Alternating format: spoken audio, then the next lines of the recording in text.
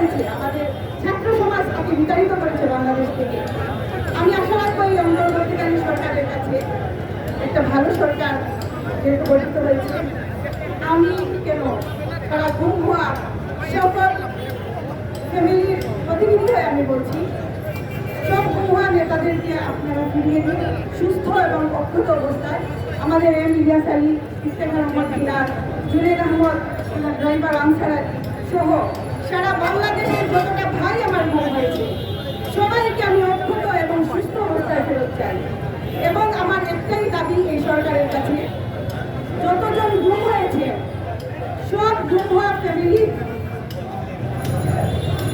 পক্ষ থেকে আমি বলছি, এই সরকারের কাছে আমার একটাই দাবি যে আয়নাঘর আর টর্চার সেল সারা বাংলাদেশে অনেকটাই আমি শুনেছি যে সারা বাংলাদেশে ছড়িয়ে ছিটিয়ে আছে।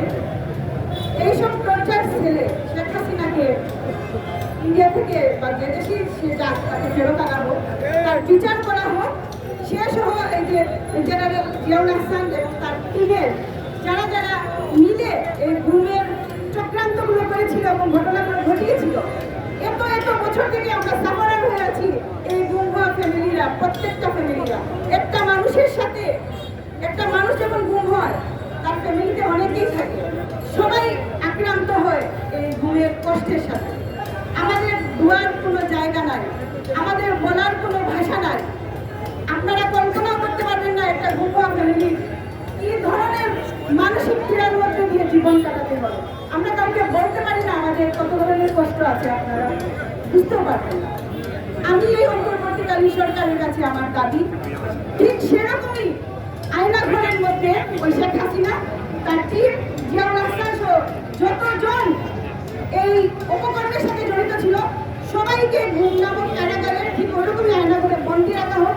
আজীবন আমৃত্যু তারা যত জীবন বেঁচে থাকবে ওই আয়নাঘরে ওরা ঠিক যেরকম আমার ভাই সহ সবাইকে ওরা শাস্তি দিয়ে টর্চার করে রেখেছিল, ঠিক সেইভাবে ওদেরকে সারা জীবন মৃত্যুর আগ পর্যন্ত টর্চার করা হোক। আমরা গুম হওয়া ফ্যামিলিরা মাঝে মধ্যে যেন একবার কি দুবারে তাদেরকে দেখার সুযোগ পাই যে তারা যে কষ্ট করছে, আমরা যে কষ্ট পেয়েছি, আমার ভাইরা যে কষ্ট পেয়েছে দিনের পর দিন, বছরের পর বছর মাটির নিচে থাকা, এটা কি খুব সহজ কিছু? এই পৃথিবীতে আলো বাতাসহীনভাবে বেঁচে থাকা কত কষ্টে, এটা মনে করলে আমাদের বুক ফেটে যায়। আমি চাই ওই রকম ভাবেই এদেরকে সারা জীবন ওই আয়নাঘরের টর্চারের মধ্যে খাবার দাবার না দিয়ে ওদেরকে এইভাবে জীবিত অবস্থায় রাখা হোক। এটাই আমার এই সরকারের কাছে দাবি। দোয়া করবেন আপনারা আমাদের জন্য।